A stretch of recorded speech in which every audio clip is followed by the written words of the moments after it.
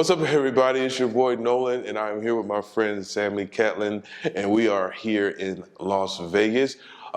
Before you do a photo shoot, here are a couple tips for us to go over with you, just so you can have a better photo shoot and feel a lot more comfortable. Expression is very, very important. What do you think? I think so. Can make or break a photo. Definitely make or break a photo. Doesn't matter how beautiful the photo is. If you look like you're not having a good time, completely changes the aspect of the photo. So in order for us to prevent that from happening, we're going to give you a couple of tips. First thing is definitely your eyes. What do you do for your eyes for a photo shoot? Well, it always depends on the setting, but one thing that really works for me, and I'll always ask Nolan to count down for me when we're about to shoot. So because I have a tendency to blink in photos or have a lazy eye that looks like this. So to avoid that, I'll have him count down and I'll go look down to the count of three. So it'll be 3, 2, 1, and then look up and you get the bright, wide-eyed expression without the blinking. Perfect. Here we go. 3, 2, 1. Oh. Woo! She's a pro. I'm telling you, she's a pro. We never ever have any problems with her shooting. The next thing with your eyes, you definitely want to make sure is you talk to the photographer about whether or not they want to do a closed eye look or an open eye look too. So that always makes very big change in some of the photos. The next big thing we want to talk about is your mouth. What do you do when you do a photo shoot for your mouth? A couple of different tricks I use, because you'll see not a whole lot of settings are you in a photo shoot where you're smiling. You might do some where we've done like beach things, or sometimes occasionally in the gym I'll throw out like a smirky smile, but usually you want to have a relaxed looking mouth with just a little bit of teeth to give expression, because if your lips are too close together, it makes your face look pouty, which we don't want. No, don't want a pouty face. No pouty face. You don't want to look mad. I mean, you don't want to look mad. Not like that. Not like that. So what I'll do to give the illusion of like a little bit of opening between the mouth is I use my tongue to press against the top of my teeth, and it'll make your lips look a little bit more full, but kind of forces that expression. You're killing it. I'm trying to. I'm looking. Go ahead. You don't even need me. You don't even need me for this. No, I'm modeling for you right now. Yeah. In the eyes, no? All in the eyes. Yes. Oh, got it.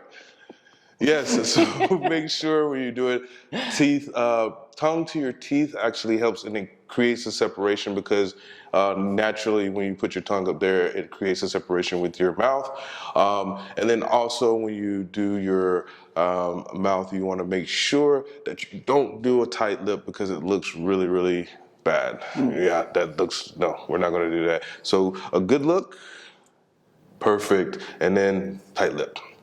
Don't want to be here.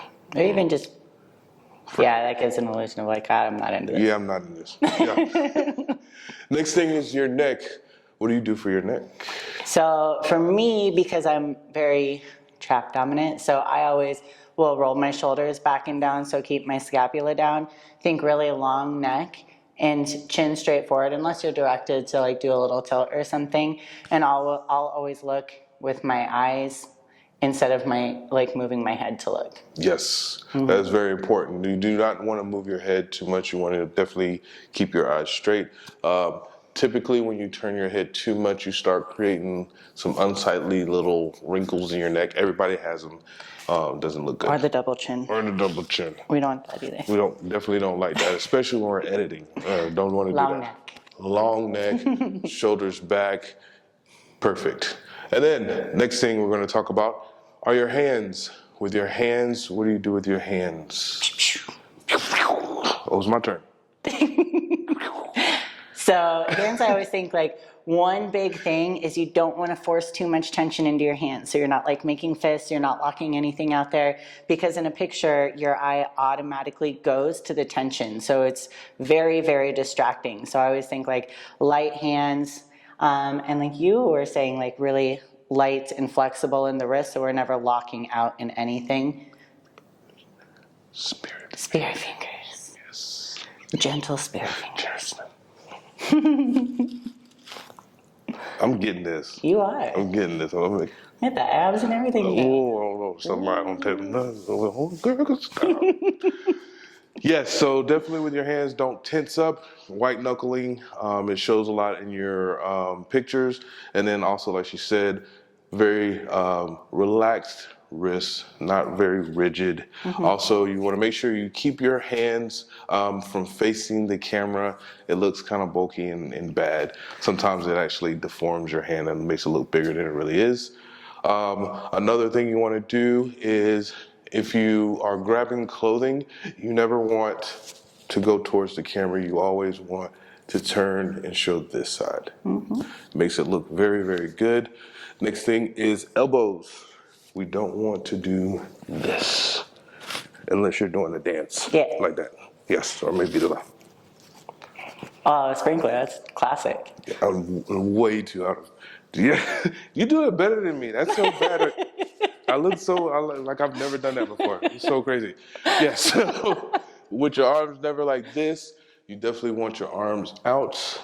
Perfect. And it opens you up, especially if you work really, really hard in gym. You can see her biceps, her traps, everything. Her lats are popping out from there. You don't want to close that in because everything kind of disappears and then you kind of suck in. So make sure with your arms, elbows not here, out here, up here. You want to go something like that. I'm feeling myself today. After that, for ladies, definitely with the ladies, we want to make sure that we create an S curve. Beautiful S curve. And then I'm always going to tell you this, and we're not being mean, but you're going to yell at me if I don't. You always tell them to suck it in. Suck it in. Suck it in.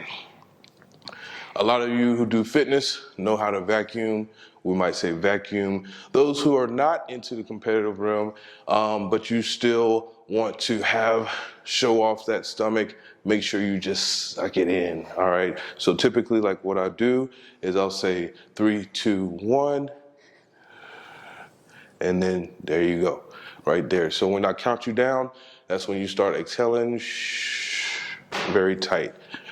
Nice. And then usually what I'll do is I will tell you to take a deep breath, let it all out. 3, 2, 1, pow. There you go. Abs nice and tight. S curve, again, if you're going to have your lead leg forward, that's going to create a little bit more of some glute action there. If we switch legs, here, it gives you a different look. So for those who like to show off your glutes, those are a typical thing. Also, it still shows off the S curve. And then if you throw your hands up into it, perfect. S curve, 3, 2, 1. Nice. Beautiful shot. So I hope this helps for when we get ready to shoot. Make sure you give yourself some practice. And I always try to tell you to stretch before you do a photo shoot because unlike a friend of mine,